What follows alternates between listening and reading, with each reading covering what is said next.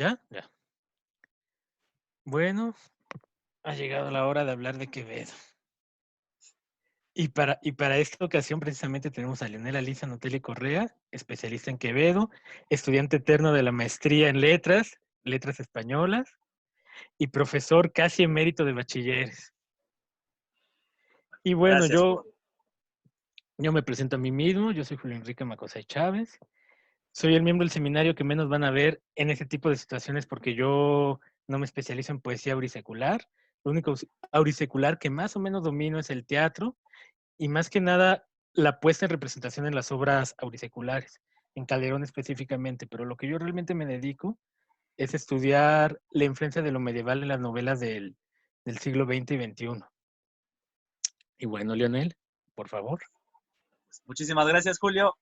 Eso del eterno estudiante de maestría se debió a muchas cosas, ¿no? No es por mí. No, Se ya sé. debió a un terremoto, se debió a una pandemia, entonces, bueno, pero ya estamos cerca de graduarnos para dar el contexto y justamente, ¿no? Como bien decías, pues hoy vamos a hablar de un autor al que pues, llevo casi 10 años, si no es que más, ya voy a cumplir los 11 años de estar estudiando, ¿no? Francisco de Quevedo. Entonces es un autor que me llamó la atención desde la primera vez que lo leí en aquellas clases con Aurelio González, que justamente compartimos tú y yo, en Ujú. aquellas clases de Siglos de Oro. Entonces, justamente, ¿no? Estamos hablando de un autor importantísimo.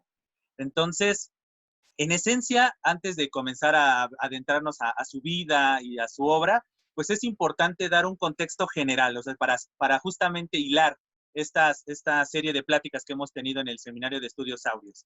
Para mí, Francisco de Quevedo es el autor del barroco. ¿En el qué sentido? O sea, si no estoy demeritando a ninguno de los anteriores autores, ni mucho menos a la autora que vamos a ver el próximo viernes, sino a lo que yo quiero decir es que Quevedo no es en ningún aspecto es renacentista como se ocurre con Cervantes, como se ocurre con Lope de Vega, como se ocurre con el mismo Luis de Góngora. Es decir, ellos, precisamente este trío de autores que acabo de mencionar, pues precisamente, ¿no? Por su contexto, por sus fechas de nacimiento y justamente el desarrollo de su obra, pues tuvieron un momento renacentista, ¿no? Justamente como lo mencionaba muy bien Adam en la primera conversación o en la primera charla que se tuvo del seminario la semana pasada, este cambio total, este cambio radical, que como tú bien sabes, del paso de lo medieval a lo renacentista, todos estos cambios, estos descubrimientos, todas estas situaciones desembocaron en un aspecto cultural que se ve reflejado en autores como Garcilaso, como muy bien lo analizaron Victoria Montemayor y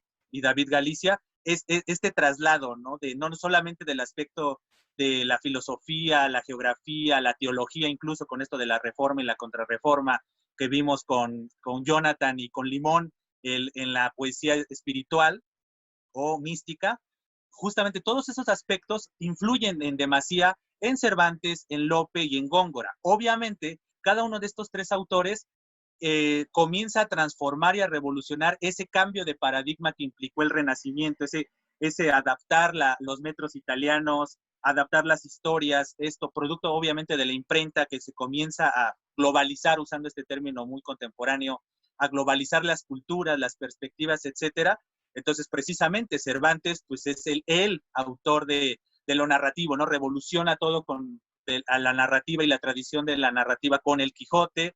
Obviamente podemos hablar de Lope de Vega, cómo revoluciona el arte teatral, ¿no? Con su arte nuevo de hacer comedias, pero obviamente antes de llegar a esa revolución pasaron un proceso, ¿no? De esa transición entre lo medieval, lo renacentista y ya lo meramente barroco. ¿Y qué decir de Luis de Góngora? Justamente como lo mencionaba muy bien David y esta Adriana el pasado lunes, precisamente en esa transición, ¿no? De comenzar a ver esa revolución, etcétera, se ve marcado. Pero aquí hoy vamos a hablar de un autor que ya no vive esa transición. O sea, nosotros habíamos visto justamente esa transición y esos remanentes o esos reflejos de la transición entre lo medieval y lo renacentista, y ahora de lo renacentista meramente hacia lo barroco, lo habíamos visto precisamente, esos visos. No significa que se haya olvidado la tradición, sino precisamente que no se ve de manera tan tajante en Francisco de Quevedo una transición. ¿Por qué? Porque Quevedo, cuando ya se establece como autor, ya están, justamente, válgase la redundancia, establecidas los modelos, establecidos los cánones. No significa que Francisco de Quevedo no haya revolucionado, no le haya aportado algo a los metros, a las formas de tocar los temas. No, eso es algo inherente del barroco, obviamente, y lo vamos a ver de manera más clara el próximo viernes, cuando se va a ver cómo se puede seguir aportando a la forma, al fondo, barrocos, mejor dicho. Entonces vamos a hablar precisamente de este autor, que por eso es mi afirmación inicial. Es decir, es el autor barroco, es decir, ya no hay una transición ni nada. Obviamente hay una evolución personal, una evolución artística, pero no desde una perspectiva histórica, cultural. Entonces, pues bueno, para adentrarnos a la obra de Francisco de Quevedo, pues es importante precisamente ver quién es Francisco de Quevedo. Entonces, como se puede ver, Francisco de Quevedo nace en Madrid, es madrileño, nace el 17 de septiembre de 1580, ¿correcto? Y es bautizado en la parroquia de San Ginés, que es la que justamente se muestra en la imagen, el 26 del mismo mes. Él es hijo de don Pedro Gómez de Quevedo, que era el secretario de la princesa María, y de doña María Santibáñez, dama de la reina. Y aquí es importante hacer una pausa. Como se puede ver con estos datos, Quevedo era una persona inmersa en la corte. Es decir, no es alguien del pueblo llano, por decirlo así, ni nada por el estilo. Era literalmente alguien que estaba inmerso en la corte, en las decisiones de los reyes, en este caso, ¿no? Y entonces ese aspecto vivencial de Quevedo es muy importante porque nos va a hacer entender las características fundamentales de su vida y obra. ¿Por qué? Porque Francisco de Quevedo va a escribir una cuantiosa obra literaria, pero sus intereses no solamente eran los artísticos, sino también los intereses sociales y políticos. Muestra de ello es este contexto, que su cuna haya sido, y su contexto y sus primeras observaciones y sus primeras experiencias sociales hayan sido inmersos en la corte. Entonces eso nos va a decir un dato muy importante sobre Francisco de Quevedo. Entonces, pero Francisco de Quevedo no solo fue esto. Entonces sigamos viendo aspectos de la vida de Francisco de Quevedo. En 1591 estudia en el Colegio Imperial de la Compañía de Jesús. Este es otro aspecto importantísimo porque, como bien se ha mencionado, la importancia de la relación iglesia-estado, iglesia-política, iglesia-cultura, cultura artística, es fundamental. Y un ejemplo claro es este. Quevedo, en conjunto con otros autores, tienen una gran influencia de la religión, no solamente por ser la doctrina, el dogma imperante en la sociedad, sino porque pedagógicamente hablando, usando el término, Francisco de Quevedo y otros autores como el mismo Calderón de la Barca, que va a ser posterior al mismo Quevedo, van a ser educados con los jesuitas. Y entonces esto va a implicar una importancia, que en esencia la pedagogía jesuita, ¿qué es lo que nos dice? La importancia del saber, en esencia. Entonces, Francisco de Quevedo en todo momento, tanto de manera personal como en sus obras, nos va a hacer ver la importancia de saber, de descubrir, de aportarle algo a la cultura y al conocimiento. Entonces, este aspecto de que haya estudiado en el Colegio Imperial de la Compañía de Jesús es otro aspecto que nos va a hacer entender al hombre, Francisco de Quevedo, y al autor, Francisco de Quevedo. Entonces, ese es un aspecto importante. Siguiendo precisamente con este contexto de la preparación y la enseñanza, tenemos que en 1596 inicia estudios en la Universidad de Alcalá. Es decir, eso es un aspecto importantísimo. Es decir, él comienza sus estudios bachilleres, pues él va a estudiar para bachiller, precisamente en una universidad muy importante como es la Universidad de Alcalá. Entonces, precisamente en este contexto, para seguir a la siguiente diapositiva, es que 3 años después obtiene precisamente el grado de bachiller por la misma Universidad de Alcalá. Obviamente cuentan en las anécdotas que pues, el título no lo pudo recoger sino hasta el año siguiente, porque el día de la graduación, por llamarle así, pues tenía que él arreglar una situación personal, familiar, y no pudo presentarse, por lo tanto, pues, se pudo recibir su grado de bachiller un año después. Pero un dato importante es que en este mismo año, cuando está obteniendo el grado de bachiller, es decir, a los 19 años aproximadamente, 18, 19 años, ve impreso su primer poema en un libro de Luca Rodríguez llamado Conceptos de Divina Poesía. Entonces, él a los 18, 19 años, él ya es un autor publicado. Aquí es pues digno de mencionar como el meme, ¿no? Del hombre araña, ¿no? A los 18 años, Francisco de 18, 19 años, Francisco de Quevedo ya estaba publicando uno de sus primeros versos, y tú qué estabas haciendo a los 18 años, no voy a decir lo que dice el meme Sí, normalmente, no. pero ese es el aspecto, ¿no? Que tenía esta inquietud por ya ser escritora, ya lo evidencia, ¿no? Su formación académica no solamente era para ser preparado para la corte, ¿no? Porque obviamente ser un cortesano, ser alguien de la vida política y pública de la corona, no era solamente un aspecto fundamental para ellos, sino también lo llevó más allá. Él le importaba y veía en el arte una posibilidad de expresarse, no solamente la preparación correspondiente para la vida política a la que él seguramente aspiraba. Entonces podemos ver que entonces a los 18, 19 años publica un poema en un contexto totalmente divino, es decir, Quevedo trasciende por ser un autor satírico, burlesco y demás, pero aquí podemos ver que no todo solamente era satírico, burlesco, sino también tiene esos grandes atributos de hablar de, como en este caso, divina poesía. Entonces, siguiendo, este es un punto de inflexión. Al año siguiente, precisamente en el año de 1600, ya obtiene el título de licenciado en artes. Es decir, en el caso tuyo y mío, Julio, es nuestro colega, es decir, es Francisco de Quevedo, a pesar de tener aspiraciones políticas, como decía, ve en el arte una excelente posibilidad para formarse, no solamente Sí. para esta intención social y política, insisto, sino también para sí mismo, porque él veía posibilidades en el arte, producto obviamente de la tradición. Él tenía autores ya consagrados como el mismo Lope de Vega, Cervantes, Góngora, entonces veía que sí se podía en el arte aportarle algo, por decirlo, a la sociedad, pero sin olvidar, obviamente, la preparación inherente de sus aspiraciones. Y la siguiente diapositiva es muy importante porque ya comienza a mezclarnos ahora sí nuestra obra. Ya comenzamos a ver nada más al hombre, comenzamos a puntualizar los aspectos de su vida y obra. En 1601, después un año después de que ya se licencia en artes, se traslada a Valladolid, correcto, siguiendo a la corte, precisamente en estos años, de 1600, 1601, la corte se decide mover de Madrid a Valladolid y en esa misma universidad, en la Universidad de Valladolid, comienza Quevedo a estudiar teología, ¿no? Por lo visto vemos que es un tema importante, tal vez influencia de su escuela jesuita en sus inicios académicos. Pero el aspecto importante aquí también a mencionar es que a partir de este año se inicia la enemistad literaria con Luis de Góngora. ¿Por qué se inicia esta enemistad con Luis de Góngora? Muy fácil.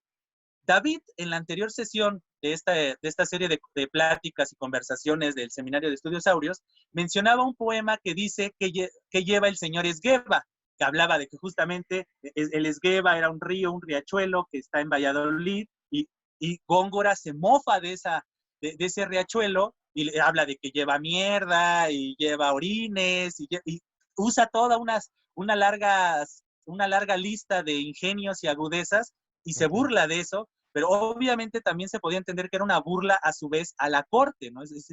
Es una cosa que se puede leer entre líneas. Y Quevedo, que era partidario de la corte, ve en ese poema un insulto no solamente al Esgueva, tal cual, que es la lectura obvia del texto gongorino, sino también logra entender esta sátira a la corona, a la corte, y entonces automáticamente Quevedo le contesta con un poema justamente donde le dice a Góngora, o sea, como de tú te burlas del Esgueva, ¿quién eres tú? El Esgueva lleva historia y comienza a enaltecer el Esgueva y comienza a decir, pues si hablamos de mierdas y cacas y demás cosas, pues, y comienza a hablar le comienza a referir a Luis de Góngora esta serie de atributos nada agraciados, nada agradables, y entonces aquí comienza esta enemistad con Luis de Góngora. Obviamente Góngora ya era un autor consagrado, ya era un autor que había roto paradigmas y demás. Obviamente todavía no publicaba sus dos grandes obras, las Soledades y la fábula de Polifemo y Galatea, pero ya era un autor consagrado. Entonces, Quevedo, nada tonto, pues obviamente comienza a usar el recurso de defender a la corte, pero sin olvidar a quién está atacando. No está atacando a cualquiera. O sea, este recurso de quiero que mi rival sea alguien digno, alguien imponente, porque si gano, pues obviamente voy a enaltecerme yo, pero si pierdo, no estoy perdiendo ante cualquiera. Entonces, la estrategia de Quevedo, por decir que hay una estrategia, es una mera especulación, tampoco No O sea, podemos sí. afirmar lo que efectivamente Quevedo tenía esa mentalidad de que si me voy a meter con alguien que sea con alguien tan imponente como Luis de Góngora, pero bueno, la especulación y un poco la historia de Quevedo sí nos dice que sí hay una estrategia detrás de que, ¿por qué? Porque no, él seguramente no fue el único texto que se burló de este traslado de la corte a Valladolid, pero Góngora, que era el autor consagrado, el que seguía todo, pues seguramente Quevedo vio una gran oportunidad aquí para, para confrontar a una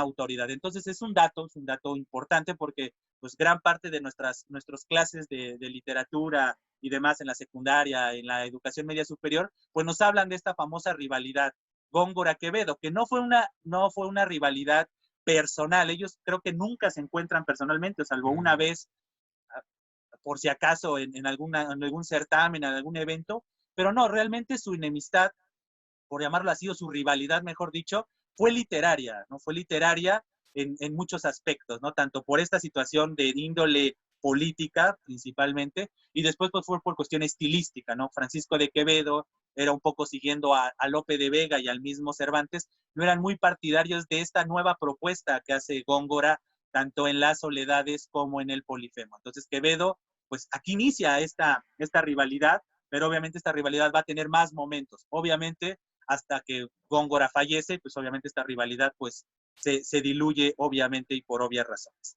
Siguiendo con la vida de Francisco de Quevedo, después de esta situación particular, 4 años después de que comienza esta rivalidad de Francisco de Quevedo con Luis de Góngora, el consagrado Luis de Góngora, Pedro de Espinosa, en 1605, recoge 18 poemas de Quevedo en su libro llamado Primera parte de las flores de poetas ilustres de España. ¿Por qué es importante mencionar esto? David mencionaba el lunes pasado que precisamente en este libro, que es como que era el canon, es como haciendo la analogía que muchas veces la hace nuestro estimado Jorge Gutiérrez, primera parte de Flores de Poetas Ilustres de España era como poesía en movimiento, ¿no? Acá en México, ¿no? Esa antología que hace Octavio Paz y Homero Aridgis y todo eso, que hablaba de estos autores como ya consagrados o que se iban a consagrar y demás, a poner esos reflectores como esa obra que se vivió aquí en nuestro país, pues pensemos que esta obra de 1605, de la primera parte de las flores de poetas ilustres de España, es eso. Es decir, era la antología donde se referían los versos de los poetas ya consagrados, es decir, eran el canon, por decirlo así. Y como muy bien mencionaba David, el poeta que tiene más poemas antologados, por así decirlo, es Luis de Góngora, era don Luis de Góngora, y entonces tiene aproximadamente 30 poemas aquí antologados en este libro, pero el segundo autor, o uno de los segundos, el segundo, tercer autor que tiene más poemas recogidos en este libro, es Francisco de Quevedo. Es decir, un autor de 25 años, aquí podríamos decir que esta obra es el paso de Francisco de Quevedo, o este momento es el paso de Francisco de Quevedo, haciendo una analogía deportiva, de pasar de AAA a las grandes ligas. Es justamente ese momento donde ya Quevedo es conocido y reconocido, porque al grado de que ya está al nivel de los grandes autores ya consagrados, que pues en estos momentos era Luis de Góngora. Entonces, este aspecto, este momento histórico es un parteaguas, es justamente el momento de la vuelta de tuerca sobre un autor que ya tenía cierto renombre en los pasillos de las universidades, ya era reconocido, ya era conocido, vamos a ponerlo reconocido, era conocido en gran parte del territorio, pero con esta obra es el boom totalmente, es cuando ya se podría considerar que Francisco de Quevedo ya está, como les decía, en las grandes ligas. Entonces, a partir de este momento vamos a comenzar a ver ya aspectos puntuales. Otro aspecto importante, muestra de esta consagración de Quevedo, tanto en la vida artística y obviamente en la vida política, porque no debemos de olvidar las intenciones de Quevedo. Quevedo no solamente tenía una intención artística, sino también política. Y un ejemplo puntual es esta pintura, esta famosa pintura de Velázquez que hace de nuestro autor, en donde podemos ver en la imagen que tiene en su pecho dibujada la Cruz de Santiago. Es decir, justamente en estos años posteriores de 1605, se le concede el hábito de la Orden de Santiago a Francisco de Quevedo, cosa que no lograron muchos personajes. Por ejemplo, Góngora no lo logra, por ejemplo, ¿no? Es decir, porque y es importante dar el contexto, tener la cruz de la Orden de Santiago significaba ser un personaje que cumpliera muchos requisitos. Por ejemplo, los interesados en este aspecto, en el aspecto político o en los aspectos muy del autor en específico, en este caso Quevedo, están los documentos que justamente se usan, es un largo documento, un largo folio, una gran cantidad de folios, donde se desnuda, por decirlo así, o se desglosa toda la vida de Francisco de Quevedo, porque Francisco de Quevedo, por decirlo así, solicita ser de la Orden de Santiago y para darle este honor, esta distinción, tenías que cumplir requisitos de todo tipo, ser una persona honorable en todos los aspectos, no solamente en el presente, sino también en el pasado, es decir, la pureza de sangre. Pues en todos estos documentos se desglosa toda su vida, hijo de quién es, quiénes son sus abuelos, todo su árbol genealógico buscando la pureza de sangre, toda esa situación de quién es, qué ha hecho, casi le investigaron, casi que no tuviera antecedentes penales, o si sí, por qué razón. Toda esa situación es lo que está detrás de esta distinción. Y esta distinción era muy importante, obviamente no artísticamente, pero sí social y políticamente. Muestra de ello, un dato oculto, y aquí hago un paréntesis, precisamente el pintor de esta obra que tenemos ahorita representada en la pantalla es de Velázquez. Velázquez pasa la historia, entre otras de sus pinturas, por las Meninas. Entonces, aquel interesado puede ver las Meninas, ¿correcto? Y si ven en las Meninas, el mismo Velázquez se pinta, ¿no? ¿Correcto? Se pinta a sí mismo. Y si ustedes observan, también Velázquez tiene la Cruz de Santiago, ¿correcto? Es decir, también era caballero de la Orden de Santiago. Pero aquí el dato que yo les quiero decir, o el dato así como de, con nota al pie de página, al margen de nuestro autor, es que cuando Velázquez pinta las Meninas, no era caballero de la Orden de Santiago. Entonces, la primera versión de las Meninas, por llamarle así, primera versión, estaba el hábito completo, ¿no? Estaba negro totalmente.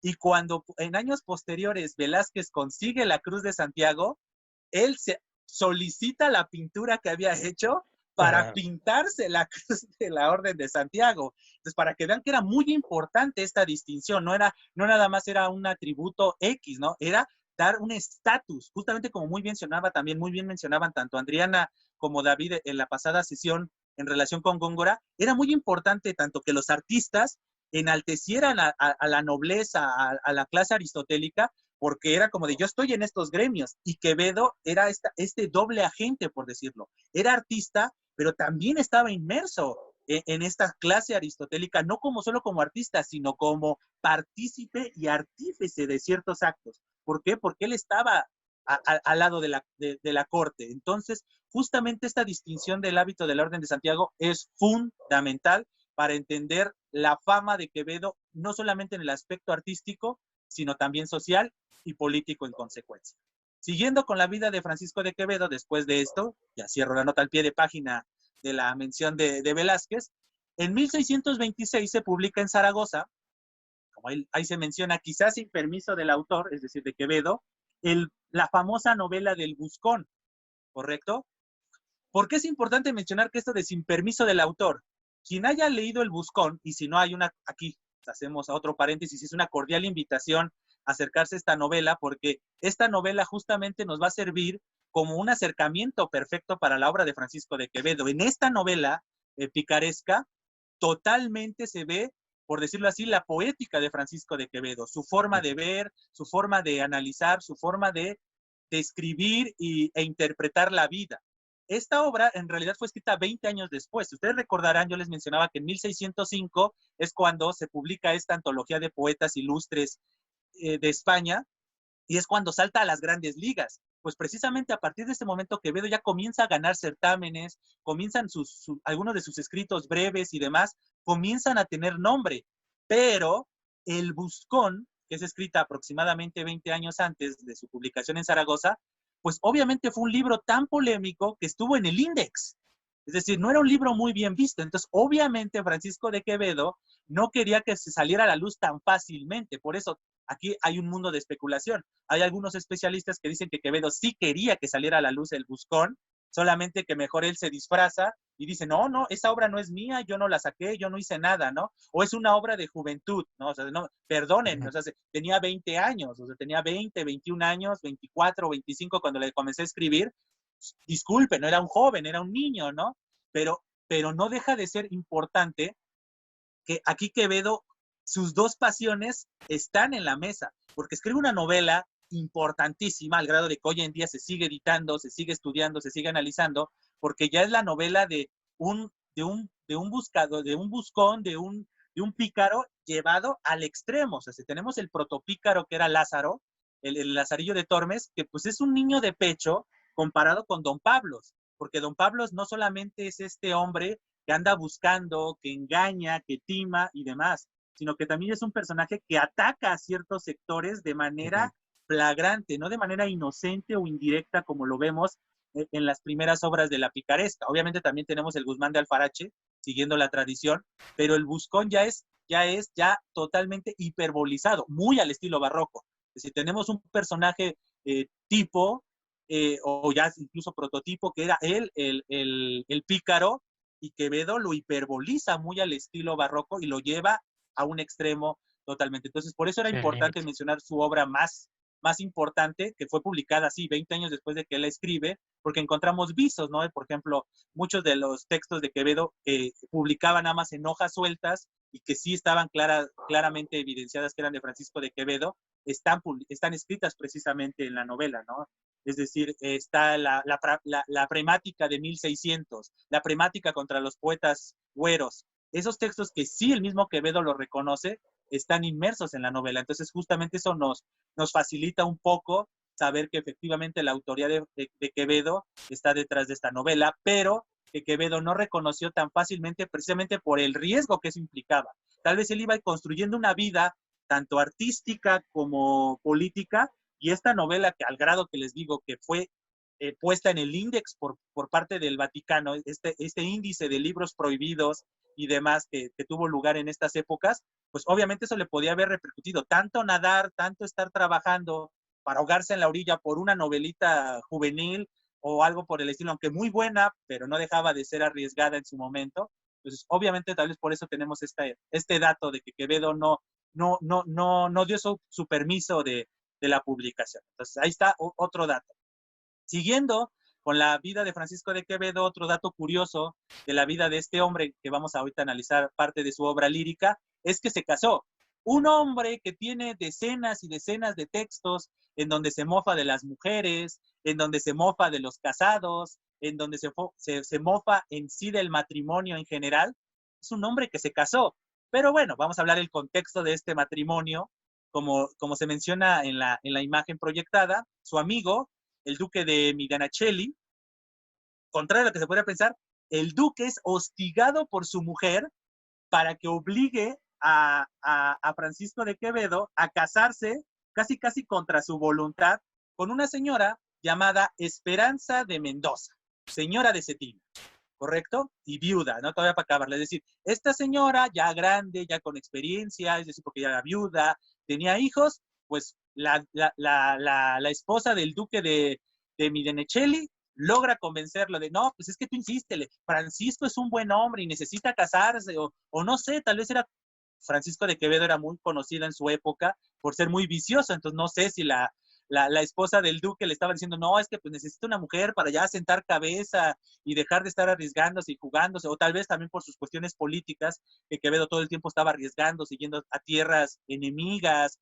o estar todo el tiempo fuera, no tenía una vida estable, por decirlo así, Francisco de Quevedo. Entonces tal vez esta visión de que el matrimonio muchas veces te tranquiliza en todos los aspectos de la vida, pues tal vez tuvo esta idea y pues planean la boda con doña Esperanza de Mendoza, pero pues como era de esperarse, pues este matrimonio pues, apenas dura 3 meses, es decir, ellos se casan en el año de 1634 y obviamente casi de estos 3 meses que dura la relación, Quevedo estuvo fuera de la casa 2 meses y medio, porque pues estaba en sus andares políticos, es decir, no olvidemos que Francisco de Quevedo sí es un autor consagrado, importante, trascendente, al grado de que lo seguimos estudiando hoy, 4 siglos después, pero él era más un hombre de política, todo el tiempo estaba inmerso en la política, él era la mano derecha, el consejero precisamente del valido del rey, del conde duque de Olivares. Entonces, justamente Francisco de Quevedo tenía unas otras ocupaciones, más allá del artístico, como podemos ver que sí tenía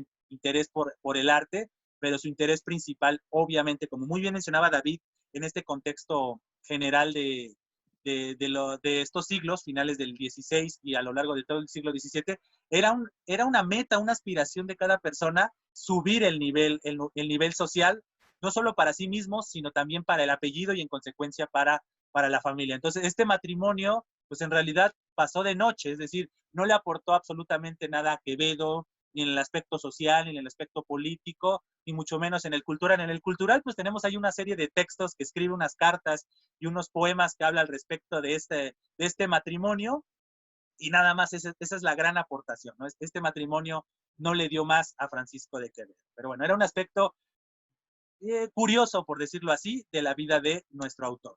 Siguiendo con esta situación, en 1635, ya con un Quevedo ya totalmente consagrado, no solamente en el mundo de las artes, sino también de la política, pues obviamente la fama, tanto generada por el arte y generada por sus contactos o por su acercamiento con los políticos importantes de la época, pues comienza a generar disputas, ¿no? Más allá de la famosa con Luis de Góngora y los partidarios del estilo gongorino, pues comienza a tener disputas con otros personajes. Por ejemplo, como les mencionaba, en el año de 1635 se publica El Tribunal de la Justa Venganza, libelo contra Quevedo, que es un libro atribuido a un hombre apellidado Pacheco de Narváez, ¿correcto? Pacheco de Narváez, como otro dato oculto, otro dato curioso, Pacheco de Narváez era un personaje muy afamado en la época por ser un buen esgrimista, es decir, le hacía bien a la espada y al arte del esgrima. Entonces tenía muchos manuales sobre esgrima y cómo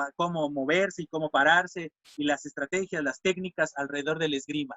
Y Francisco de Quevedo se mofaba de eso, se mofaba justamente de ese arte del esgrima y se burlaba de estos manuales y demás. Y cuentan algunas crónicas, el TV y Notas, por decirlo así, del siglo XVII, cuentan que alguna vez Francisco de Quevedo y Pacheco de Narváez se encontraron y entonces comienza una riña entre ellos, o se comienza a increparlo Pacheco de Narváez de las mofas que le hace Francisco de Quevedo, y Francisco de Quevedo ratifica sus mofas a su arte de la esgrima, y entonces, ¿a qué llegan?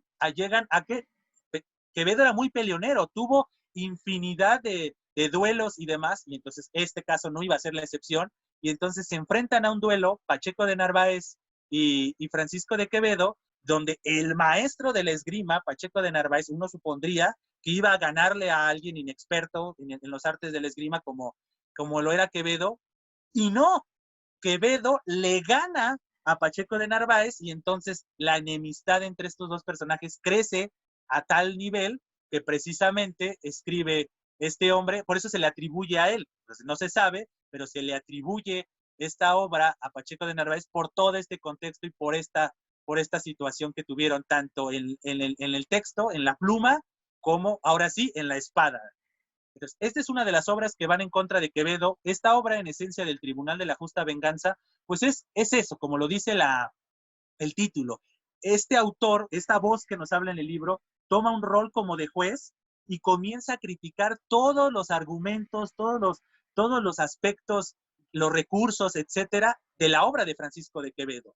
Entonces, Francisco de Quevedo obviamente le responde, tiene muchos textos donde responde estos ataques, no solamente de este texto, sino de otros autores también. Él responde, ¿no? Principalmente en textos donde se le señalaba de hereje, se le señalaba de ir en contra del dogma cristiano que obviamente era imperante en esta época. Entonces, todos esos elementos es lo que señala esta obra. Esto lo tenemos por un lado. Y por el otro lado, como se menciona aquí mismo, hay otra obra llamada El Retraído, es una comedia, una obra teatral llamada El Retraído, que la escribe Juan de Jáuregui, ¿correcto?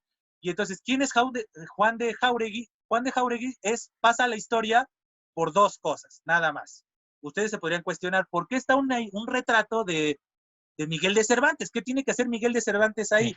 Si ustedes leen en la parte inferior del retrato, viene que esa famosa pintura que nosotros tenemos de Cervantes fue pintada por Juan de Jáuregui precisamente, ¿correcto? Entonces, por eso Juan de Jáuregui pasa la historia por ser el pintor del icónico retrato de nuestro amado Miguel de Cervantes, y por el otro lado, por haber escrito esta comedia llamada El Retraído. Entonces, aquí podemos ver cómo Quevedo también, al igual que Luis de Góngora, comienza a generar pugnas entre sus contemporáneos. Y esto, como yo se los decía, con el mismo Quevedo contra Góngora, se hacía por obvias razones. Es decir, no te ibas a meter con un autor poco reconocido, poco famoso, te ibas a meter con un autor ya importante. Entonces, este tipo de disputas que menciono de Pacheco de Narváez y de Jáuregui, obviamente es un ejemplo de que Quevedo ya era un autor consagrado al grado de que era digno de ser atacado para jalar los reflectores hacia la persona que lo atacara, con esta misma intención tal vez, de que si pierdo con Quevedo, pues estoy perdiendo con el gran Quevedo, y si yo le gano, wow, le gané al gran Quevedo, entonces enaltece aún más su victoria. Entonces, por eso era un aspecto importante mencionar estas pugnas que tuvo con varios autores de la época, para mencionar que también ya Quevedo estaba ya siendo un autor conocido y reconocido. Siguiendo con esto, ya estamos casi al final de la vida de Francisco de Quevedo. Francisco de Quevedo fue encarcelado infinidad de veces. Fue encarcelado por distintas razones, justamente como les decía, por sus duelos, por estar batiéndose en duelo con personas y demás. Lo encarcelaron y demás. También lo encarcelaron cuando se toma la decisión de que Santa Teresa también sea la santa patrona de España. Pues Quevedo salta y dice, no, no, espérate, Santiago ya es el santo patrono de España, entonces no podemos tener dos santos, porque esa fue la determinación. Es Santiago y Santa Teresa fueran los santos patronos de España. Y entonces Quevedo escribe varios textos en donde defiende, perdón, la atribución de Santiago como santo patrono de España, y esto le generó muchos problemas, pero obviamente no nos debe de sorprender en demasía, porque pues, él era caballero de la Orden de Santiago, entonces obviamente estaba defendiendo a su orden, también tal vez su misma creencia, no solamente su creencia política y demás, sino tal vez su misma creencia religiosa, su perspectiva y su interpretación de las situaciones, lo hicieron escribir estos textos y demás. Entonces, menciono esto de los encarcelamientos de Quevedo, porque Quevedo, al ser un hombre político y demás, pues tuvo estos riesgos. Pero justamente estos riesgos políticos lo llevaron a la muerte, literalmente. ¿Por qué? Porque en el año de 1639, en la anterior, por favor, gracias, en 1639 es detenido en Madrid, no por esta situación de Santa Teresa versus Santiago, sino por traición a la corona. Entonces, un poco haciendo una analogía literaria, le ocurre lo mismo que a Edmundo Dantes en El Conde de Montecristo. Es decir, lo acusan a Francisco de Quevedo de ser parte del complot que estaba generando el conde duque de Olivares y otra serie de personajes políticos que estaban yendo en contra de la corte, es decir, estaban vendiendo estrategias, vendiendo ideas al enemigo francés, al enemigo más importante que tenía la corona española en estos momentos. Entonces, de eso se le acusa a Quevedo en conjunto con otros personajes, y entonces Francisco de Quevedo narra en una de sus epístolas, narra cómo es detenido, como lo menciono en la diapositiva, el 7 de diciembre, es decir, en pleno invierno. Quien ha estado en el invierno en España sabrá que los inviernos españoles son muy feos, muy rudos, son totalmente contrastantes. O sea, mientras que en el verano tenemos mucho calor con 40, 45 grados o 44, más, 45, sí. entonces el invierno es todo lo contrario. El invierno son muy, muy fríos. Entonces Quevedo estaba dormido en su cama, tranquilo y demás, y de repente en la noche, él nada más con una pijama, llega y lo detienen, y él suplicaba, temblando de frío y demás, suplicaba que lo dejaran abrigarse, y no lo dejaron, lo maltratan totalmente, y entonces es encarcelado en el convento de San Marcos de León, donde pasa aproximadamente 4 años y medio, casi tirándole a 5, en las condiciones más infrahumanas que se pueden. Entonces, era un traidor a la corona, y entonces lo tratan pésimo. Obviamente tenía un sirviente, algo que no era cualquier reo, por decirlo así. Tenía un sirviente que le facilitaba comida, tenía la posibilidad de leer y escribir. Él escribe justamente, valga la redundancia, escribe muchas de sus últimas obras, las escribe precisamente enclaustrado en San Marcos de León. Escribe sus cartas, puede leer mucho, él mismo lo refiere, qué libros leyó, qué está escribiendo, qué está componiendo, qué está editando, todo ese aspecto. Pero él también narra que hace mucho frío, que su celda está muy húmeda y entonces eso le generaba muchas enfermedades constantemente. Y entonces todos sus amigos se esmeran por sacarlo de la cárcel. Uno principalmente de apellido Chumacero, lo recuerdo muy bien por nuestro poeta mexicano, pero por eso tengo muy bien presente este apellido. Pero este hombre de apellido Chumacero es el que más se esfuerza, el que más se esmera, porque dejen por calidad humana, por su edad, por su situación física, por su salud, que por casi por misericordia, que lo dejen salir. O sea, había servido a la corte, era una persona de bien y demás. Entonces comienza a hacer esta larga disertación para que lo puedan liberar y lo logra. Obviamente muchos años después, como les decía, 4 o 5 años después, pero ya la salud de Quevedo estaba totalmente mermada. Entonces Quevedo sale de la cárcel y pues se va, intenta viajar, pero pues su salud ya no era la misma, y muestra de ello es que un año aproximadamente después de que él sale de la cárcel, fallece el 8 de septiembre de 1645, ¿no? Obviamente antes de morir, pues comienza su trabajo más importante que es lo que nos tiene aquí, que es a comenzar a recopilar su obra. Entonces, como bien se menciona, pues en esta época no había esta visión romántica del autor que conserve sus manuscritos y la autoría y demás, no era tan importante, pero ya comenzaba a haber un germen de esta importancia de las obras y de que no te atribuyeran obras que no fueran tuyas y demás. Entonces, Quevedo en sus últimos años de vida comienza a recopilar. Y entonces él muere con este trabajo no terminado. Y entonces aquí nos adentramos ahora a la obra de Francisco de Quevedo. Ya hablamos del hombre, ahora nos vamos a enfocar solamente en su obra poética. Y entonces, 3 años después de su muerte, en 1648, su íntimo amigo, Joseph González de Salas, publica la primera parte de la poesía de Quevedo. Quevedo tenía una idea muy clara. Quevedo quería publicar su poesía siguiendo a las 9 musas, ¿correcto? Y entonces él recopilaba su obra y dependiendo la temática, él lo ponía en la musa correspondiente y él quería publicar su obra poética completa siguiendo este canon. Entonces, Joseph González de Salas, él era su amigo, era una persona muy erudita, muy culta, muy cercano a Quevedo, él le ayudaba justamente en esta recopilación de la obra, y entonces cuando Quevedo fallece, pues él solicita, por decirlo así, el permiso de la familia para quedarse con sus hojas y este trabajo que estaba haciendo Quevedo antes de morir, y 3 años después de su muerte logra publicar las primeras 6 musas castellanas, ¿correcto? Estaba la idea de las 9, pero logra publicar 6. Y entonces, la desgracia de la obra quevediana, por decirlo así, es que González de Salas fallece. González de Salas no logra terminar esta tarea de publicar la obra poética de Quevedo. Y entonces, a la siguiente diapositiva podemos ver que estos papeles se le quedan al sobrino de Francisco de Quevedo, es decir, a Pedro Aldrete. Y Pedro Aldrete recoge los papeles y quiere seguir haciendo esta tarea que había hecho Quevedo y había hecho González de Salas, que era recopilar obras y demás, pero la enorme diferencia entre González de Salas y Pedro Aldrete es que González de Salas era cercano a Quevedo y era muy erudito. Él sabía todo lo que había detrás de la obra de Quevedo, era muy estudioso, etcétera. Pedro Aldrete no. Y entonces Pedro Aldrete recopila estas hojas que había dejado el mismo González de Salas, comienza a recabar obras atribuidas a su tío y publica él muchos años después, ya están viendo, ¿no? 1670. Estamos hablando de 22 años después de la publicación de las primeras 6 musas castellanas, publica las 3 últimas, las 3 musas últimas castellanas, es decir, esta parte donde supuestamente se culminaba la obra poética de Quevedo. Pero ¿cuál es el problema?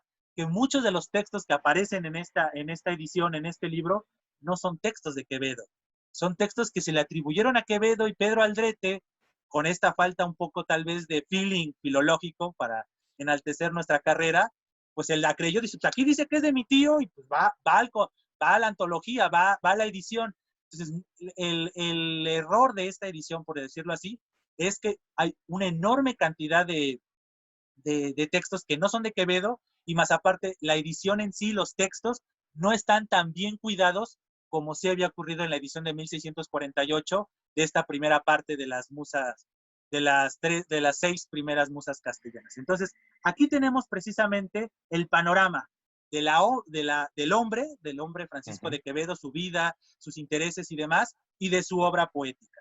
Entonces, aquí ya tenemos este primer contexto. No sé si quieras decir algo, Julio, antes de que nos adentremos ya a un ejemplo de la poesía de Francisco de Quevedo.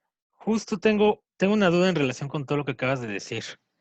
Es que Dime. precisamente para prepararme para este diálogo, por llamarlo de alguna forma, anoche se me ocurrió leer la poesía inédita de Quevedo en esta edición que ven aquí de los libros del silencio. Y en el prólogo, Harold de Poy, en la introducción, la editora María Hernández, lo que mencionan es que de la obra de Quevedo solo conocemos la punta del iceberg, precisamente por lo que mencionas, que hay un montón de papeles dispersos, muchos que podríamos pensar que son de Quevedo, pero no tenemos la certeza. La única manera de saber si son o no de Quevedo es leerlos y pensar que tengan el estilo, pero podrían ser pastiches, podrían ser cualquier cosa. Y justo quería preguntarte qué opinas al respecto, si algún día podremos tener esa obra completa de Quevedo que él nunca nos pudo dar, o va a ser algo que se quede en los archivos ahí guardado. Porque aparte este libro es de hace 10 años. Me imagino que debe haber cambiado un poco el panorama hace 10 años, en 10 años, digo. Mira, la respuesta es muy simple. Para mí, yo no soy optimista en la vida, y mucho menos en mi vida profesional. Yo no creo que nunca se logre tener en sí la obra completa de Francisco de Quevedo. Es decir, nunca lo sabremos por qué. Precisamente por lo que se ha mencionado a lo largo de diferentes conversaciones o de esta serie de pláticas que se han tenido del Seminario de Estudios Áureos. Porque en la época no era importante para los autores eso. O sea, porque hoy en día como que es algo que se da de la manera natural, que el autor tenga su obra, vaya a registrarla, y entonces ya hay una institución que tiene registrados los manuscritos de los escritores, el mismo escritor conserva su propio manuscrito, ya sea escrito a mano, si es que escribe a mano, o si escribían a máquina antes, pues tienen justamente la máquina, o hoy en día la computadora tienen el archivo, sí tiene, y es algo tan natural de que tú conserves tu obra. En esta época no, en esta época era escribirlo, meterlo a un certamen, tal vez ganabas, tal vez escribir un papelito que se editara o algo por el estilo, y ahí andaban rondando los papeles. Justamente es algo que le ocurre a Pedro Aldrete. Pedro Aldrete comienza a recabar papeles que decían que era de Quevedo. ¿Por qué? Porque Quevedo era un autor consagrado. Entonces, un poeta agarraba un editor y encontraba versos y más o menos veía el estilo quevedesco, porque justamente como bien dicho, también, así como había, como bien dices, o habías dicho, así como había admiradores de Góngora que imitaban su estilo, también de Quevedo ya había autores que querían imitar su estilo, entonces escribían esto, entonces no sabemos si era de Quevedo o era un novel poeta o un poeta no consagrado, no reconocido, que escribía al estilo de Quevedo, y de repente Pedro Aldrete o nosotros hoy en día podemos encontrar en las bibliotecas del mundo, podemos encontrar un manuscrito que digas, oye, este poema, como esa edición que tú tienes precisamente, que acabas de citar, pues es eso, es un libro, es una serie de composiciones que tienen el estilo de Quevedo, pero no podemos tener 100% la certeza. Obviamente hay una larga tradición de especialistas que dicen en qué manuscritos hay, qué ediciones hay, etcétera, que le dan cierta certidumbre. En lo demás, pues es mera especulación, como muy bien tú refieres. Sí. Puede ser un pastiche, que agarras fragmentos de una obra de Quevedo y nada más tú la complementas. Tú querías burlarte de otra persona y entonces te basas en un texto donde Quevedo se burla de otro, pero lo tropicalizas a tu necesidad y entonces el poeta hace lo mismo. Entonces, es algo complejo. Entonces, tanto la obra en prosa como la obra en verso de Quevedo es un imposible. El ejemplo, valga la redundancia, por ejemplo, es su obra teatral. Hace unos años, una especialista en Barcelona encontró una serie de textos que atribuye a Quevedo que son obras de teatro. Entonces nosotros tenemos la edición reconocida, avalada, tanto por los antecesores que eran, pues, es Blecua, y los autores, los editores de hoy en día, que es Ignacio Arellano y demás. Ellos ya constatan en dónde están y demás. Ellos mismos dicen que a veces pueden tener incertidumbre, pero sale esta investigadora y nos muestra una larga serie de este manuscrito que encontró con varias obras de teatro que son de Quevedo. Y está la especulación. Hoy en día, a pesar de que esa tesis aproximadamente es igual de hace 10, 15 años, hoy en día sigue habiendo esa especulación. Si es de Quevedo o es de un autor que imita a Quevedo, y el editor, para poder vender, pues se vale del nombre del famoso. O sea, eso mismo le pasó a nuestro querido Alarcón acá. Juan Ruiz de Alarcón padeció eso, de que comedias de él se las atribuyeron a Lope. ¿Por qué? Porque el editor decía, esta obra es muy buena, pues debe de ser de Lope, y además Juan Ruiz de Alarcón no vende tanto como Lope, entonces prefiero yo editar un texto que diga Lope de Vega que diga Juan Ruiz de Alarcón. Pues justamente yo digo que lo mismo ocurre con Quevedo. Quevedo era un autor tan consagrado que obviamente llamaba la atención, y entonces este tipo de poesía que se pareciera a su estilo, el editor, pensando en las ventas, o mínimo en el acercamiento a la aproximación a su obra editada, pues obviamente iba a poner poemas de Quevedo, ¿no? Y Sí, eso le iba a asegurar atraer a la gente. Entonces, yo digo que esa es la situación. Eso, sí, el panorama de la obra quevediana, pues está justamente en eso. Es decir, yo lo veo difícil que algún día podamos decir, ya, esta es la totalidad de Quevedo. Ya no puede haber otro texto de Quevedo, no. Es imposible. Hay textos que seguramente se perdieron por X o Y circunstancia. Entonces, no lo sabremos con certeza nunca. Creo que es lo bonito de nuestra carrera y de estos periodos, ¿no? Que en algún momento puedes hacer un gran descubrimiento, o viceversa, que tu carrera filológica sea ese motivo, encontrar, hallar algo en los sí, textos ya publicados, o bien encontrar un texto de este autor al que se le está dedicando vida, alma y corazón. sí. Sí, no, y aparte de todo lo que mencionas, hay que añadir el otro problema de que en esa época era muy común la imitación. Y pueden haber poemas de Quevedo que no sabemos que son de él, que tengan versos que reconocemos de otros autores. Por ejemplo, el primerito poema que ponen en esta edición, déjame leerte la última estrofa, vas a ver que te recuerda A a ver. alguien que ya se ha mencionado aquí.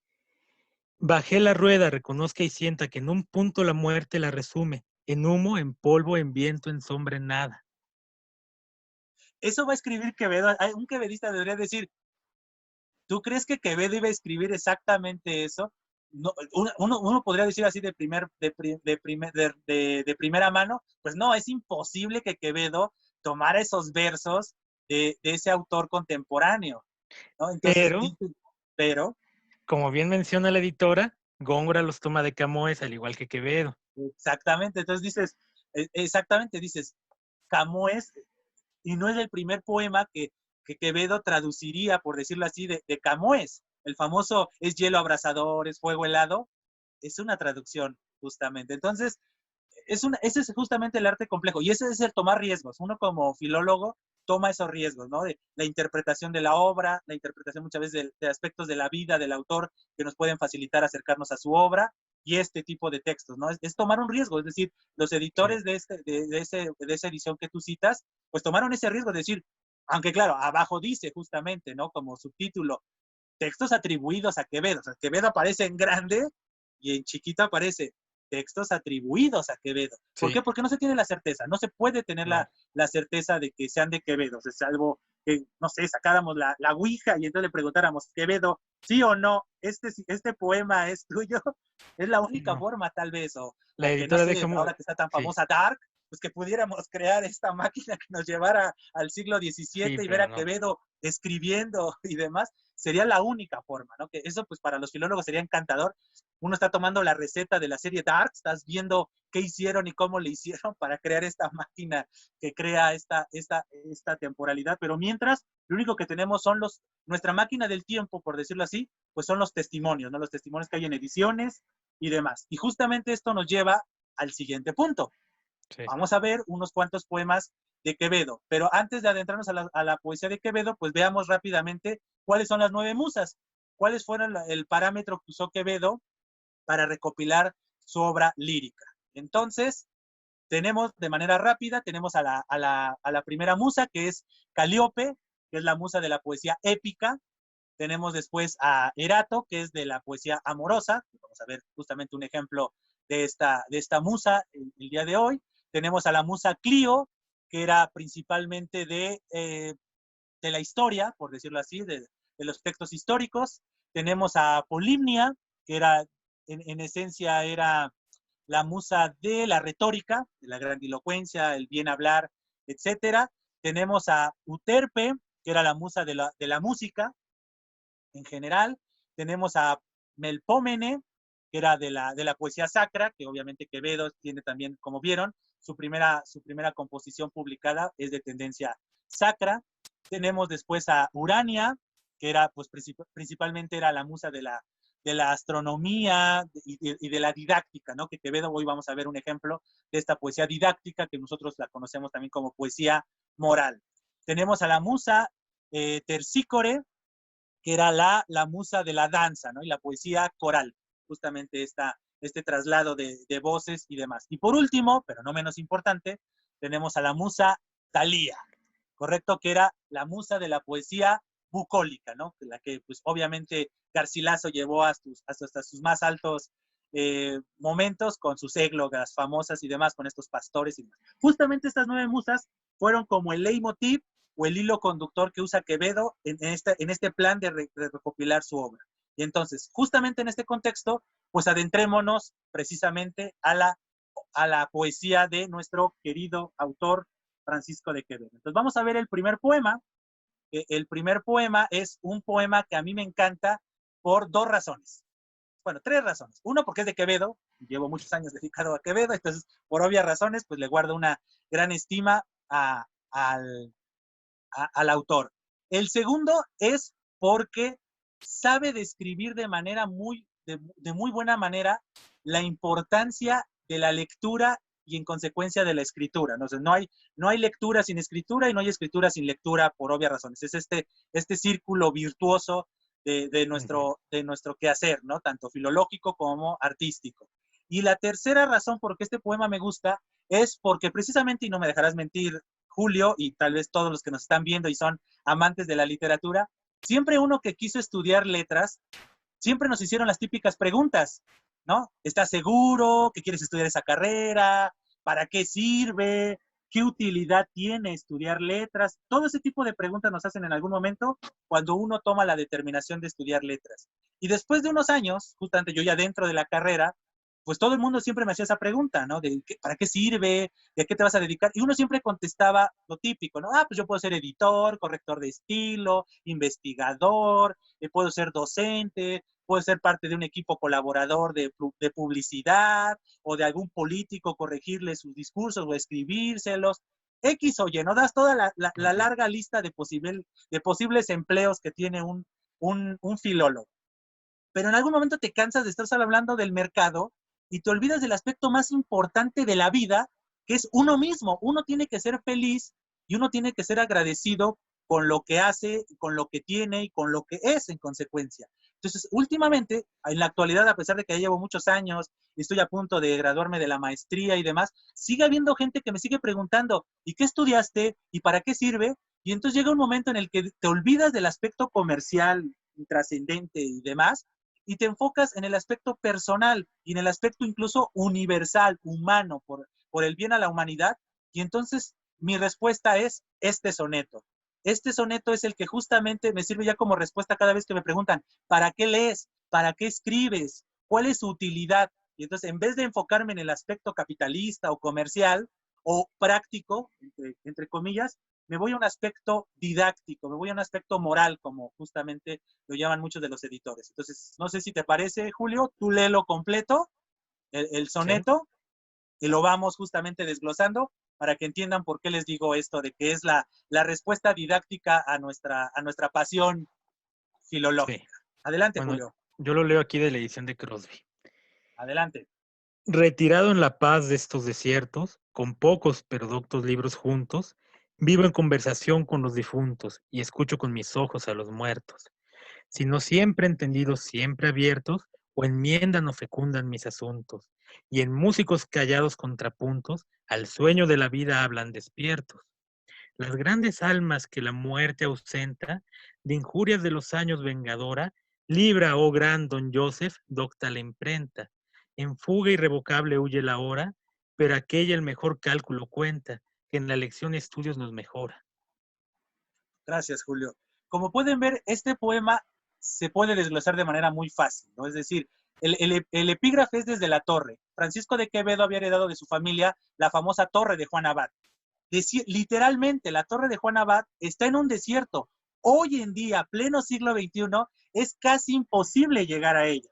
Es decir, no hay trenes, no hay autobuses, literalmente tienes que tomar un automóvil o tú llevar un automóvil para poderte meter en estos parajes y poder llegar a la torre de Juan Abad. Si ustedes o tomar 4 autobuses. Exacto, o sea, tienes que tomar una infinidad. Es imposible hoy en día llegar a la torre de Juan Abad. La torre de Juan Abad hoy en día sigue en pie, es un museo dedicado precisamente a la obra de Francisco de Quevedo, ahí se habla de su obra y demás. Entonces, por eso, ahí es un aspecto, ¿no? Entonces, desde la torre, este poema nos dice el editor, acuérdense que los títulos no los escribían los autores, los epígrafes normalmente lo escribían los editores, en este caso podemos inferir que es González de Salas, que él escribe desde la torre. Piensen que aquí nos hablan en el verso 11, nos habla que el yo poético le está hablando a un tal Don Joseph. Entonces, pues, podemos pensar que es Joseph González de Salas. Entonces, piensen que González de Salas le manda una carta a Quevedo y le dice, ¿qué estás haciendo, amigo? Y en vez de solo decirle, estoy leyendo, Quevedo le responde con este soneto. Entonces, por eso justamente habla, ¿no? Retirado en la paz de estos desiertos. Literal, la torre de Juan Abad estaba lejos del mundanal ruido, un poco siguiendo a Fray Luis de León, ¿no? Quevedo justamente edita la obra de Fray Luis de León como otro dato al margen, ¿no? Francisco de Quevedo encuentra en unos textos a la obra de Fray Luis de León y la edita y la publica para que vean que justamente la importancia de esta visión. Entonces, retirado en la paz de estos desiertos, con pocos pero doctos libros juntos. Entonces, justamente Quevedo, muchos de sus comentaristas y muchos de sus conocidos de la época decían que ese era uno de los grandes atributos de Quevedo. Quevedo en todas sus habitaciones de su casa tenía libros y todos estaban abiertos. Entonces, todo el tiempo estaba leyendo, cuando viajaba, cuando estaba en su casa y demás. Entonces, con pocos, pero doctos. No tiene pocos libros, sí, pero son doctos. Entonces, aquí podemos ver en estos dos versos como una escena cinematográfica. Una toma de la torre de Juan Abad y después un close-up a una ventanita donde podemos ver, por ejemplo, una biblioteca de Quevedo, ¿no? Con pocos, pero doctos libros juntos. Y aquí están los siguientes dos versos, son encantadores, porque es la respuesta a lo que yo les decía cuando les pregunten, ¿para qué lees? ¿Por qué lees? Y nos responde nuestro autor, vivo en conversación con los difuntos y escucho con mis ojos a los muertos. Obviamente los autores, la mayoría de los autores que leía Quevedo eran autores clásicos, autores ya fallecidos. Entonces, la lectura es esto, es una conversación con los difuntos. Y todavía para acabarla se vale del recurso de la sinestesia y por eso dice, escucho con mis ojos a los muertos. Esta conversación, esta plática es por medio de los ojos, no por medio de los oídos como normalmente se hace una conversación. Aunque hoy en día, siglo XXI, tenemos ya, también nosotros ya podemos escuchar con los ojos, por decir esta sinestesia, ¿no? Tanto texto que mandamos por WhatsApp, por Messenger y demás, ya podemos tener conversaciones visuales, por decirlo así. Lo que estamos haciendo ahorita, también estamos generando una conversación, aunque aquí todavía sí nos siguen escuchando. No solamente es escritural el mensaje. Siguiente cuarteto, si no siempre entendidos, siempre abiertos. Eso es justamente uno de los grandes atributos de la lectura, ¿no? Siempre estar leyendo, aunque no siempre se entiendan, siempre los libros deben de estar abiertos. ¿Por qué? Nos responde en el siguiente verso Quevedo. O enmiendan o fecundan mis asuntos. Es decir, los libros o te enmiendan, tú tenías una percepción al principio de antes de acercarte a la obra y gracias a la obra te corrigen, enmiendan tu hierro. O bien, producto de la lectura, descubres algo nuevo. Entonces, por lo tanto, fecundan mis asuntos. Y en músicos callados contrapuntos, al sueño de la vida hablan despiertos. Aquí tenemos justamente un oxímoro, ¿no? Al sueño de la vida hablan despiertos. Aquí está. Por un lado tenemos los músicos callados, la música es sonido, y aquí están los callados contrapuntos. Los contrapuntos en el aspecto musical son estos sonidos que se contraponen precisamente a la melodía principal. Es algo que suena de fondo, pero que justamente es parte de la misma melodía. Entonces, los músicos callados contrapuntos son los libros. Algunos libros van a hablar de un tema, pero hay una cultura, hay otros libros que pueden contradecir lo que dice el otro. Entonces, es esta gama de voces, que por eso pueden ser contrapuntos, ¿no? Tienes una voz y tienes otras voces al mismo tiempo que te están hablando. Entonces, por eso están aquí los contrapuntos. Y estos contrapuntos y esta gama de voces, al sueño de la vida, hablan despiertos. Y aquí viene el otro aspecto importante de este soneto.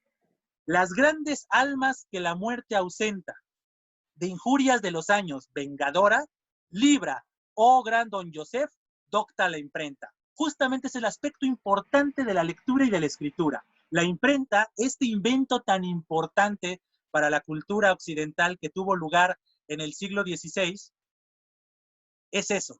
¿Cuál es el gran atributo de la imprenta que hace que las personas trasciendan, que las palabras, los conocimientos de estas grandes almas trasciendan. ¿Por qué? Porque una persona puede ser muy culta, puede saber mucho, pero esa sabiduría no va a trascender porque tal vez cuando muera, esa sabiduría no se la va a quedar nadie automáticamente. Y entonces los libros, por medio de la imprenta, como un canal a la imprenta, justamente es la que nos va a brindar esta situación, ¿correcto? Entonces la imprenta es esta vengadora. ¿Por qué? Porque le está dando justicia, es como una vengadora, una justiciera de la vida. Y cierra el soneto: en fuga irrevocable huye la hora, pero aquella el mejor cálculo cuenta, que en la lección y estudio nos mejora. Entonces, aquí es una más un dato como filológico. Yo pondría la hora, que aparece en el primer verso de este último terceto, en mayúsculas.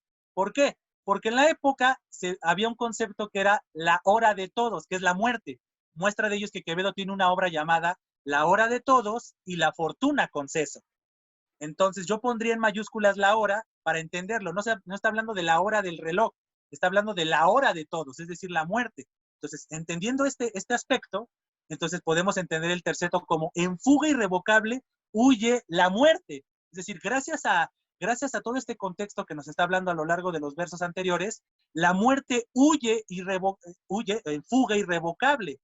O sea, se fuga la hora, es decir, se va diluyendo. Piensen en una fuga de agua, se está yendo, se está moviendo. La muerte se está moviendo, ¿por qué? Y lo contesta en el siguiente verso el yo poético: pero aquella, habla de la imprenta, el mejor cálculo cuenta. Y ahorita hay que especificar otra cosa. La palabra cálculo que aparece en este verso no habla de cálculos matemáticos, ¿correcto? No está hablando de suma, restas, multiplicación o el cálculo diferencial e integral. Está hablando de una piedra. Ustedes seguramente han escuchado, todos los que estamos aquí, alguna vez seguramente hemos escuchado una persona que tiene cálculos renales. Y los cálculos renales son piedras, ¿correcto? Entonces, según los especialistas, en la antigüedad clásica había un juego que determinaba la fortuna, el destino de las personas.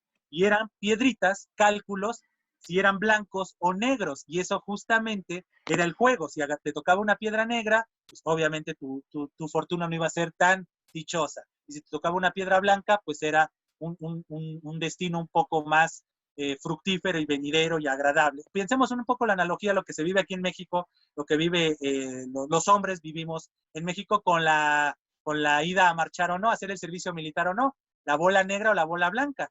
Si te toca bola blanca, pues te toca marchar. Si te toca la bola negra, no te toca marchar. Piensen un poco en esta disertación para que vean que hay una tradición de estar hablando de sacar objetos y que este objeto te determine un destino o algo por el estilo. Entonces, justamente la imprenta va a contar el mejor cálculo. ¿Por qué?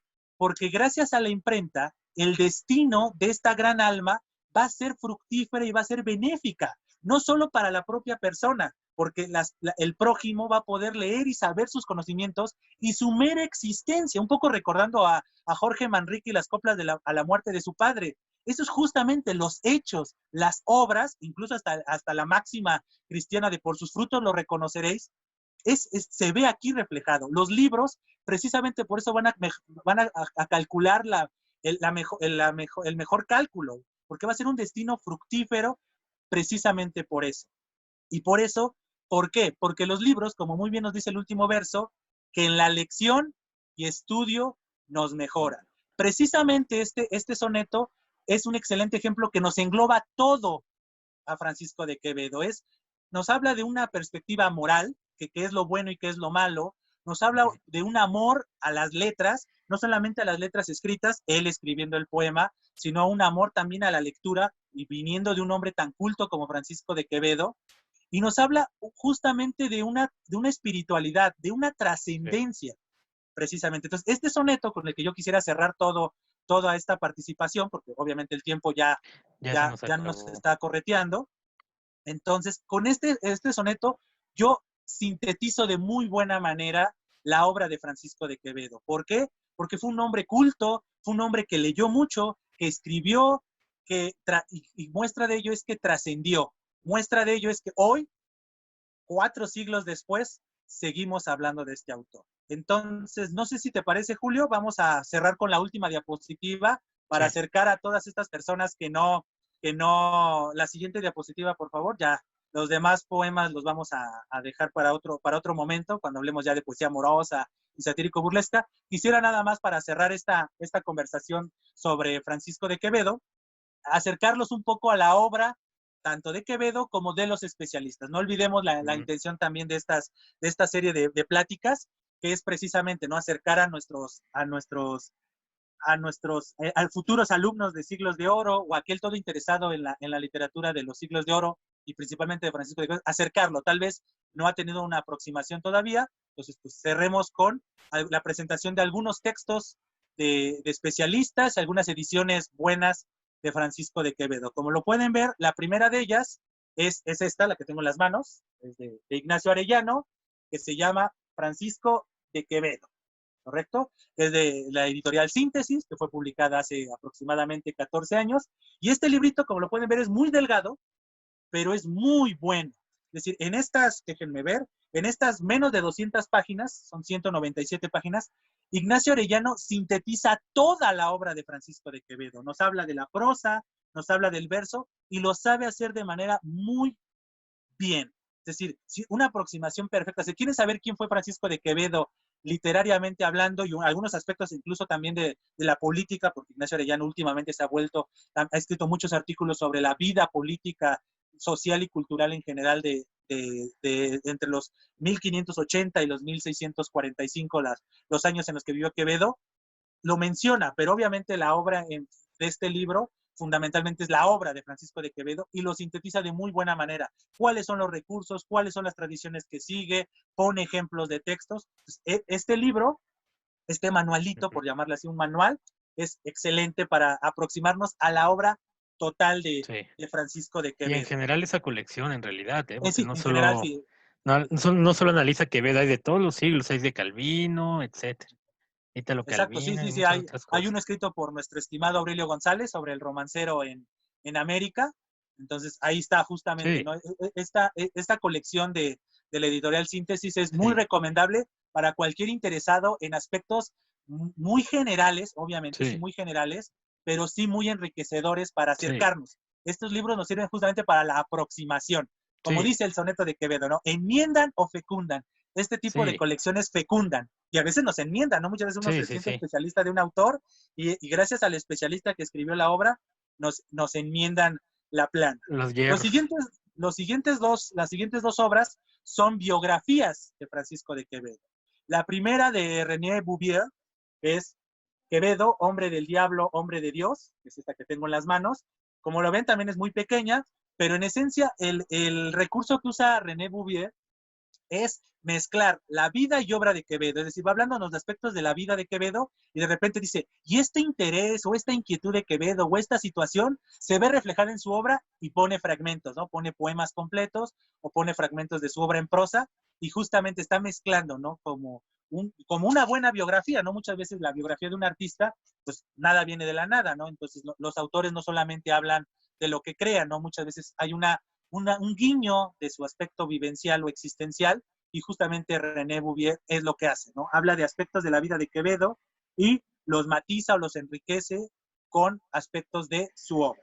La otra biografía de Quevedo, todo lo contrario a la de Bouvier, es totalmente un texto bastante gordo y pesado, que es la biografía escrita por Pablo Jaural de Pont, ¿no? Esta biografía de Francisco de Quevedo, 1580-1645.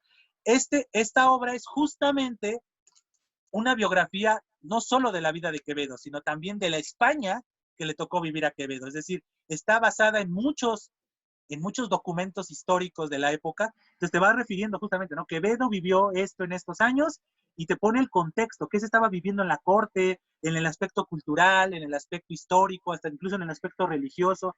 Entonces, esta biografía es muy enriquecedora para entender a Quevedo en su totalidad, no solamente la obra y al hombre Quevedo, sino también el contexto en el que se desarrolló el mismo Francisco de Quevedo.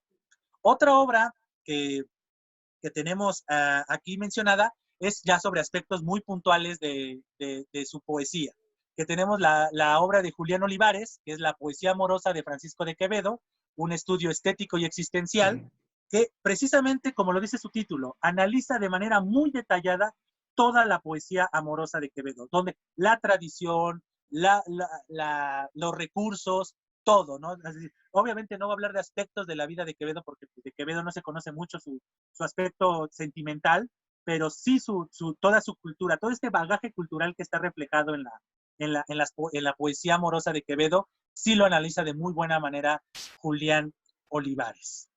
Y después nos vamos a adentrar a la obra ya en sí, poética de Francisco de Quevedo, ediciones que se recomiendan de la obra de Francisco de Quevedo. La primera es esta maravilla que tengo en las manos, que es la poesía original completa, ¿no? Editada en 1981 por José Manuel Blecua, ¿no? Que es esta que tengo en las manos. Pero ven, aquí está, todo esto que tengo aquí es la poesía de Francisco de Quevedo. Entonces, aquí está, tiene, como todo libro, tiene virtudes y defectos, o tiene bondades y tiene áreas de oportunidad, por decirlo así. ¿Cuáles son las bondades? Que aquí está toda la poesía, literalmente, o sea, toda la poesía conocida y reconocida en su momento, aquí está al alcance, ¿no? Aquí lo tienes en un solo volumen, ¿correcto? Pero ¿cuál es un poco el área de oportunidad o un poco que no facilita la situación de la lectura de esta edición? Que las notas eruditas no son tantas. Entonces, Blecua es una persona súper culta. Y entonces, por lo visto, él daba por hecho de que todos íbamos a entender muchos aspectos de la poesía de Quevedo, los recursos, la tradición y demás. Y entonces, muchas de las notas que hace Blecua son, el número de notas de cada composición es muy reducida. Es decir, tiene 2, 3 notitas, y entonces aquel que no tenga este bagaje cultural, pues tiene que buscar por otros medios, tiene que buscar la respuesta a esa duda de dónde viene esto, qué significa tal palabra en la época, entonces algo por el estilo, ¿no? Es decir, esta edición es para gente que sí ya tiene ese bagaje cultural, lo que decían muy bien Adriana y David en la anterior sesión con Góngora, ¿no? No estoy diciendo que Quevedo sea difícil, al contrario, Quevedo hoy es un autor muy transparente en comparación con muchos de sus contemporáneos. Leer a Quevedo se puede entender muy fácil, pero obviamente hay referentes, hay situaciones que no se entienden a la primera si no tienes este contexto cultural de la época y de la tradición previa, y entonces pues sí necesitas en una edición esta nota, ¿no? Que te diga, miren, esta frase, como lo que les decía ahorita de los cálculos, por ejemplo, ¿no? Pues es importante decir que cálculo no se está refiriendo al cálculo matemático, porque hoy, lector del siglo XX-XXI, pues escuchas la palabra cálculo y automáticamente piensas en matemáticas, no piensas en una piedra. Pues es importante referir eso en una nota muchas veces porque te enriquece, no tienes que, porque tú escuchas la palabra cálculo y no te invita a ir a una enciclopedia, a una edición, a una página de internet que te esclarezca qué es un cálculo. Ahí sí es importante decir, un lector no experto en la tradición, pues va a pensar que cálculo es y todo, como dice, el cálculo cuenta.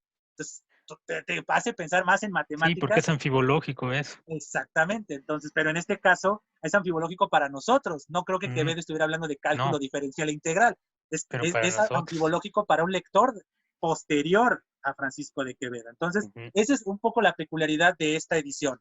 Después hablamos de la que tú justamente leíste, Julio, que es la poesía varia de James O'Crosby. Sí. De aquí. La tengo, que es la que tú estás mostrando. Tú, no sé, ¿la tuya es edición Cátedra o Rey? Cátedra.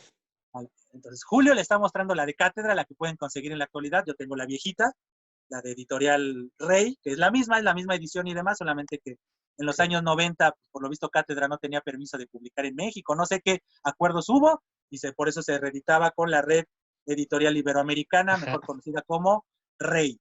Entonces, esta es una antología, no es la obra completa, como lo dice su título, es poesía varia. ¿Cuáles son sus bondades? Todo. Excelente manejo, los textos que elige están muy bien fijados, y al finalizar tiene muy buenas notas, esclarecedoras, lo que les decía, que le falta un poco a la edición de Blecua, y tiene comentarios. Al finalizar cada poema tiene un breve comentario que justamente te va a enriquecer, no te va a espolear, no te va a arruinar la lectura ni la interpretación, sino al contrario, te va a enriquecer un poco la lectura por darte estos aspectos que no menciona la nota al pie de página, pero que sí te menciona la relación muchas veces de un poema con otro poema que tal vez él no antologa, o que sí antologa y está en posterior. No sé, como de este poema, este mismo tópico, este mismo tema lo va a tocar en el siguiente poema, entonces te va enriqueciendo, te va dando esa situación. Después vamos a hablar de la obra magna de Quevedo, que es todo esto que tengo en las manos. Todos estos volúmenes, ¿correcto? Que me caigan. Todos estos volúmenes es la obra poética editada por José Manuel Blecua. Es toda la poesía, la misma que les decía, la poesía conocida en el momento. Estos volúmenes, ¿correcto? Estos volúmenes fueron publicados en un origen en solamente 4 volúmenes, ¿correcto? Fueron volúmenes muy, muy, muy grandes. Voy a mostrarles uno, por ejemplo. Este es el volumen, el tomo 4, cuando viene la obra teatral.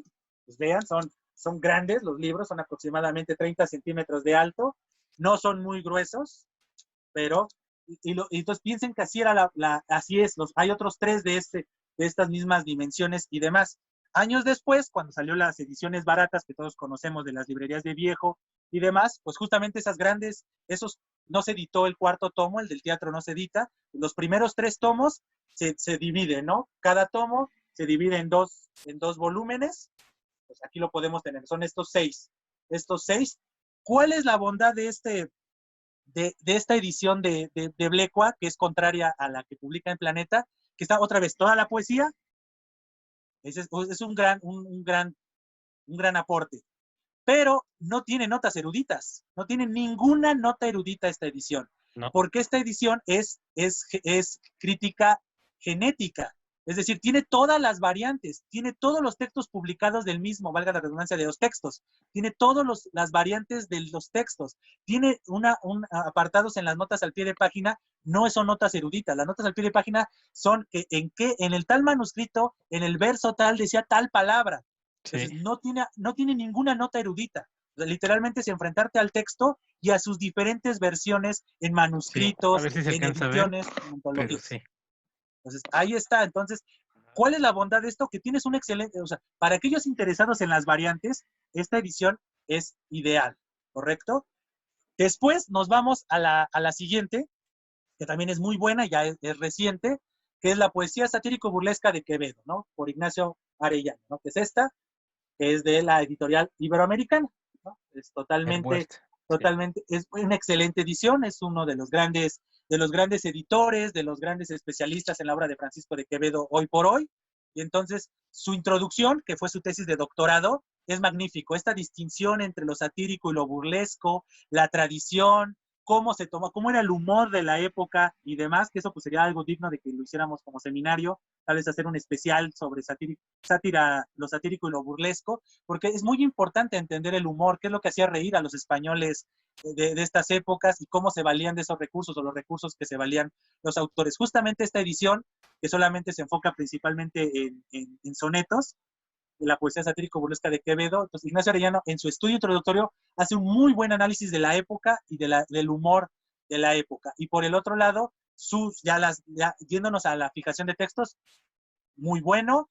Y las notas también, ¿no? O sea, las notas son muy esclarecedoras porque te hablan precisamente de esto, ¿no? Del contexto histórico, de qué se está burlando, la anfibología que mencionabas muy bien, Julio, pues ahí no, la poesía satírico-burlesca se vale de la anfibología, porque usas una palabra y le cambias el sentido. El famoso albur mexicano, pues se vale muchas veces de la anfibología, pues piensen que la poesía satírico-burlesca es lo mismo, se vale de un atributo del término que se está usando, del concepto que se está usando, y precisamente basados en el conceptismo y las consecuentes ingenio y agudeza, entonces precisamente en muchos momentos Ignacio Arellano nos facilita la lectura por esa razón, porque nosotros no estamos lejos del referente cultural, y entonces él nos facilita en la época, ya sea con el diccionario de autoridades o algunos otros libros, otros textos fundamentales, nos explica. Y por último, aquí se menciona otro texto de análisis, otro aspecto de la obra de Quevedo, de su poesía, que es esta obra de Alfonso Rey, Quevedo y la poesía moral española, ¿correcto? De la editorial Castalia. Y justamente es lo mismo que ocurre con Julián Olivares y lo mismo que ocurre con Ignacio Arellano, nos habla de toda la historia. ¿Cuáles son las autoridades que usa Francisco de Quevedo en su poesía moral? Y obviamente la poesía moral española, no solo la de Quevedo, sino la de España, ¿no? ¿Cuáles fueron las autoridades? ¿Quiénes fueron los filósofos? ¿Quiénes fueron los pensadores?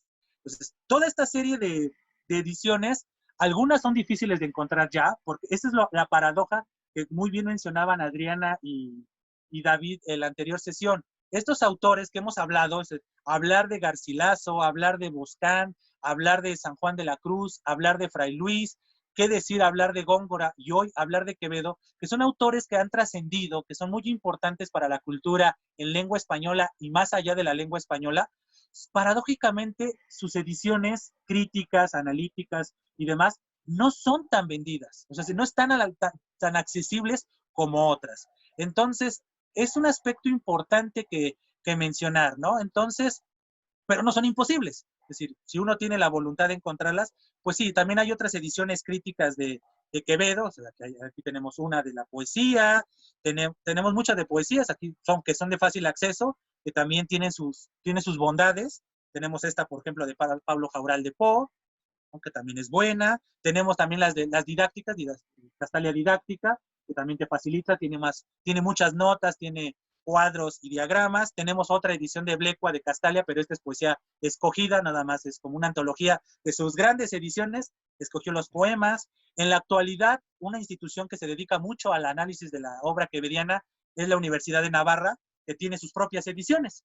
Por ejemplo, aquí tenemos un ejemplo de los sonetos morales, aquí tenemos, pero lo difícil es precisamente conseguir estas ediciones. Pues así, Hay algunas que se okay. venden en México, pero pues la mayoría son de exportación, ¿no? Y muchas veces ya ni se encuentran en exportación, ¿no?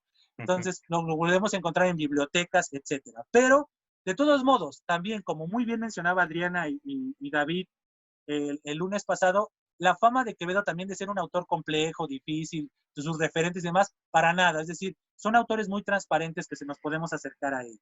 Entonces, pues ahí está una aproximación a la vida y obra del autor. Espero que ese soneto que yo elegí desde la torre sea un muy buen ejemplo de quién fue Quevedo y todas estas voces que en una sola composición de 14 versos pudo verse, ¿no? El amor, la moral, la espiritualidad, todos esos temas que toca Quevedo, a pesar de que Quevedo pasa a la historia como un autor satírico burlesco, fue un autor, como yo por eso decía, el autor barroco por antonomasia. ¿Por qué? Porque él sí, contrario a otros autores, él sí escribió prosa, él sí escribió teatro, él escribió ensayos, él escribió poesía.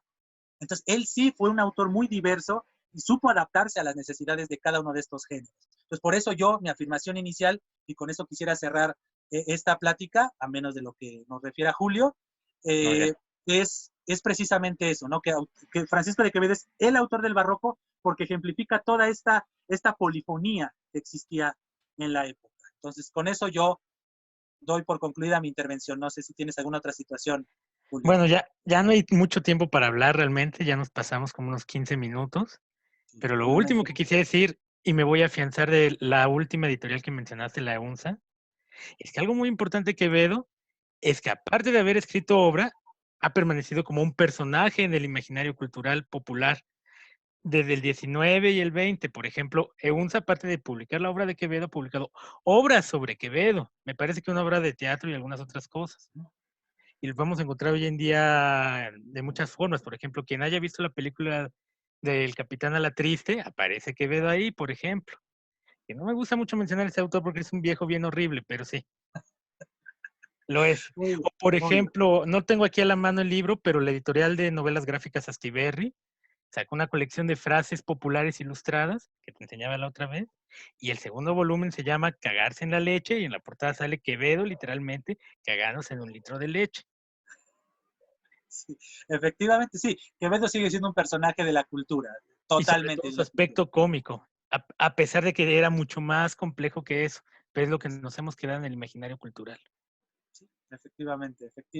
Por eso justamente hay tema de dónde estudiar a Francisco de Quevedo. Sí. Es decir, el ejemplo soy yo, ¿no? Yo analizo el aspecto espiritual de Quevedo, ese aspecto que no es tan conocido, no ha pasado tanto a la historia. Sí, o sea, tenemos por dónde llegarle a Francisco de Quevedo al grado de que podemos estudiar cualquier aspecto, tanto político, amoroso, espiritual, filosófico, satírico, burlesco. Entonces, sí, Francisco de Quevedo es un autor que hoy en día, 4 siglos después, nos sigue dando tema de conversación. Muestra de ello es esto que estamos haciendo tú y yo en estos momentos. Y bueno, así damos por concluir esta mesa, que tiempo ya no hay. Pues muchísimas gracias a todos. Gracias, Julio. A ti, Luis. Hasta siempre. Hasta siempre.